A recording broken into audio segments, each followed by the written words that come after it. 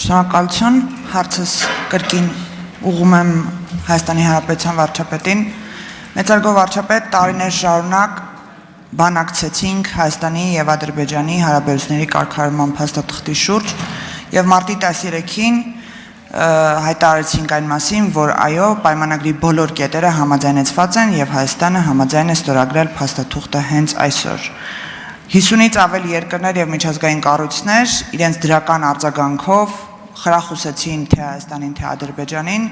կնքել խաղաղության պայմանագիրը, բայց ի պատասխան դրան մենք տեսնում ենք Ադրբեջանի կողմից նախ առաջ քաշված նախապայմաններ, որոնք երբևիցե բանակցային սեղանին, այսպես ասած, չեն եղել թե սահմանադրության վերաբերյալ, թե այլ դրույթներ, հետագայում ապատեղեկատվություն, որ կրակոցներ են սահմանին Հայաստանի կողմից եւ Հայաստանը խախտում է հրադադարը, իսկ վերջին օրերին սահմանամերձ գյուղերից գյուղի բնակիչները նաեւ հայտնում են, որ ոչ իհարկե սահմանի կամ Հայաստանի Հանրապետության ուղղությամբ, բայց կրակոցներ են լսում անդադար, երեկ էլ տեսանյութեր տարածվեց, իհարկե Պաշտպանության նախարարությունը հայտարարություն տարածել է այդ ուղղությամբ, որ Հայաստանի Հանրապետության ուղղությամբ չեն եղել կրակոցները։ Ես կխնդրեմ մեկնաբանեիք մեր հասարակության համար Հայաստանի Հանրապետության արձագանքը ինչու է ասիմետրիկ Ադրբեջանի ապակառուցողական դիրքավորմանը։ Շնորհակալություն։ Հարցին կպատասխանի վարչապետ Նիկոլ Փաշինյանը։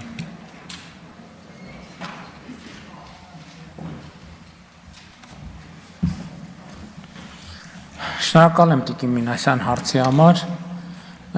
Սիմետրիկ թե ասիմետրիկ իրադրության առանձնահատկությունը հետևյալում է, որ մենք որդեգրել ենք ռազմավարություն եւ գնում ենք այդ ռազմավարությամբ։ Մեզ համար ակնհայտ է, որ թե Հայաստանի ներսում, թե Հայաստանից դուրս կան process-ներ եւ կան ցանկություններ եւ կան պլաններ Հայաստանի Հանրապետությանը եւ Հայաստանի Հանրապետության կառավարությանը դուրս բերել այդ ռազմավարությանը հետևելու եւ այդ ռազմավարությունը շարունակելու ուղեգծից եւ մեր բոլոր գործողությունները պետքա կարդալ այս տրամաբանությամբ։ Այսինքն մենք որդեգրել ենք ռազմավարություն եւ գնում ենք այդ ռազմավարական ճանապարհով։ Այդ ընթացքում մնացած ամեն ինչը մենք դիտարկում ենք այս դիտանկյունից եւ այս ռազմավարության ֆոնին եւ իհարկե չենք կարող չնկատել ամենատարբեր գործոններ, բայց նաեւ այս ռազմավարական տրամաբանության մեջ են մեր արձագանքները։ Ինչ վերաբերվում է պայմաններին եւ նախապայմաններին, տեսեք մենք ինչ ենք ասում, որ օրինակ ԵԱԿ Մինսկի խմբի համանախագահության լուծարման հարցը մեզ համար քննարկելի է։ Այն նույն պատճառով, որի մասին քիչ առաջ ասացի, որ կարծում եմ, որ մենք Ղարաբաղյան շարժումը պետքա չշարունակենք։ Հետևաբար, բայց ինչու ենք հետաձգում ԵԱԿ Մինսկի խմբի համանախագահության լուծարման հարցով որոշումը, որովհետև ասում ենք, մենք ուզում ենք համոզված լինել, որ ինչպես մենք ունենք քաղաքական որոշում, որ Ղարաբաղյան շարժումը չենք շարունակում, այնտեղ էլ Ադրբեջանում էլ չկա քաղաքական որոշում, որ իրենք սկսում են մի ուրիշ շարժում, ասենք օրինակ Արևմտյան Ադրբեջանի շարժում եւ այս պատմությունը ոչ թե խաղաղություն հաստատելու մասին է, այլ կոնֆլիկտային տրամաբանությունը Ադրբեջանի տարածքից Հայաստանի տարածք արտահանելու մասին։ Ես կարծում եմ, որ շատ պարզ տրամաբանություն է, ինչ վերաբերվում է սահմանադրության հետ կապված դրվագին, ես դրան նախկինում բազմիցս անդրադարձել եմ, ասելով, որ խաղաղության համաձայնագրի տեքստը այդ խնդիրը լուծում է, ես հիմա ժամանակի սղության պատճառով չանդրադառնամ դրան եւ այդ թվում նաև այդ պատճառով, որ խաղաղության համաձայնագրի նախագիծը, արդեն համաձայնեցված նախագիծը այդ հարցը լուծում է, դա պատճառը, որ մենք չենք բարձրացնում Ադրբեջանի սահմանադրության փոխելու հարցը, որովհետև այնտեղ մենք տեսնում ենք տարածքային պահանջներ Հայաստանի նկատմամբ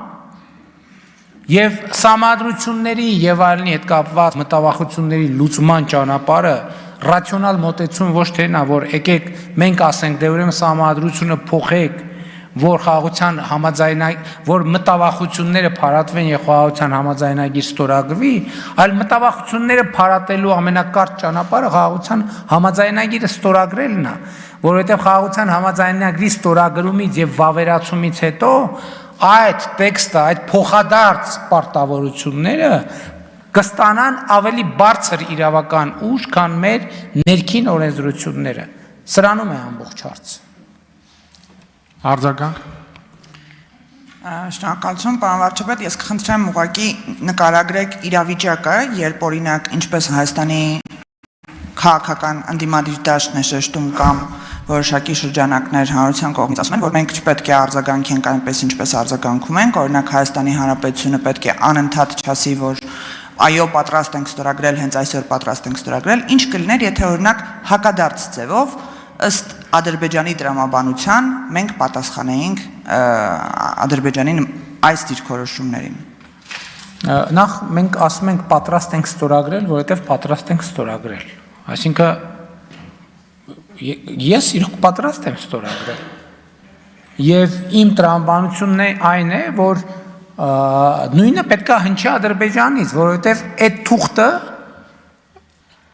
2021-22 թվից հետո այսպես թե այնպես համատեղ աշխատանքի արդյունք է։ Այսինքն այդքան աշխատել ենք, որոշումներ ենք կայացրել, բայց պատկերացրեք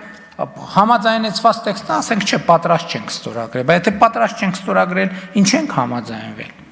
Իսկ ինչ վերաբերվում է ինչ կլինի, գիտեք, այդ տրամաբանությամբ ես ճիշտ ասած չեմ մտածել, որովհետև էլի եմ ասում եմ պատրաստ եմ ստորագրել, որովհետև պատրաստ եմ ստորագրել։ Եվ ընդ որում, երբ որ ասում եմ պատրաստ եմ ստորագրել, ի հեճուկս բոլոր այդ դավադրական տեսությունների այդ թեման էլ կա, չէ, որ ինչի չեք ուզում հրապարակվի այդ թուղթը։ Բա ընդհակառակը ուզում ենք հրապարակվի, որովհետև սենց ստորագրվեց, պետք է հրապարակվի։ Պետք է գնա կառավարություն, Սահմանադրական դատարան, ազգային ժողով։ Պատրաստ ենք ստորագրել, դրա համար էլ ասում ենք պատրաստ ենք ստորագրել։ Շնորհակալ եմ։ Էդգար Հակոբյան։